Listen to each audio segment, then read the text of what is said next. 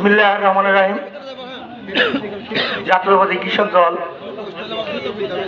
হলিশিগন্ডা union শাখা কর্তৃক আয়োজিত আজকের এই কৃষক সমাবেশের সম্মানিত সভাপতি এবং মঞ্চে উপবিষ্ট বাংলাদেশ জাতীয়তাবাদী কৃষক দল কুষ্টিয়া জেলা শাখার বিপ্লবী সদস্য সচিব অ্যাডভোকেট নুরুল ইসলাম নুরুল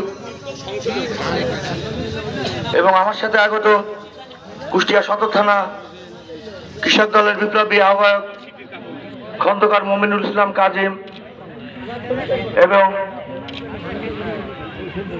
সাবেক ছাত্রনেতা কৃষি পণ্য বিপণন এর কীটনাশক এবং সার কোম্পানির মালিক ছবি করে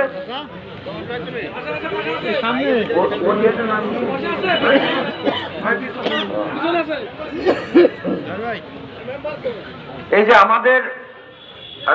আমাদের সাথেই ছাত্র দল করতো আপনাদের এক কীটনাশক সারের কারখানা আছে, মানে ইন্ডাস্ট্রির মালিক। আমরা না দিতে পারলে কিনে রাখেন, ঠিক আছে, ও ধরি নেবেন। এবং আরো উপস্থিত আছেন দৌলতপুর থানা কৃষক দলের বিপ্লবী আহ্বায়ক আরিফুল ইসলাম নানু মাস্টার, সদস্য সচিব রুহুল ভাই এবং সিনিয়র যুগ্ম আহ্বায়ক সুরা আক্তার কাজল সহ দৌলতপুর থানা কৃষক স্বেচ্ছাসেবক দলের সাধারণ সম্পাদক আসাদ সহ আমার সামনে উপবিষ্ট হলিশিগন্ডা ইউনিয়নের একাংশ এবং কৃষক ভাইরা, আসসালামু আলাইকুম। আমাদের দেশে এই কৃষির উপরে প্রত্যেক বছরের যে বাজেট হয়, সেই বাজেটে কৃষকদের কথা মাথায় রেখে সর্বোচ্চ পূর্ণতা বা ভর্তুকি এই খাতে দেওয়া হয়। কিন্তু আমাদের দেশে কৃষকরা সবসময় অবহেলিত, তাদের দোরগোড়ায় এগুলো পৌঁছায় না। কি পৌঁছায় না?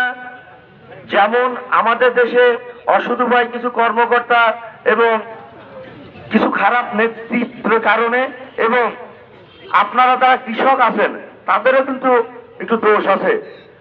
তাদের দোষ আমি একটা জিনিস বলছি, সেটা হচ্ছে আমাদের যারা সারা বাংলাদেশে কৃষক দল করি, তাদের সারা বাংলাদেশ থেকে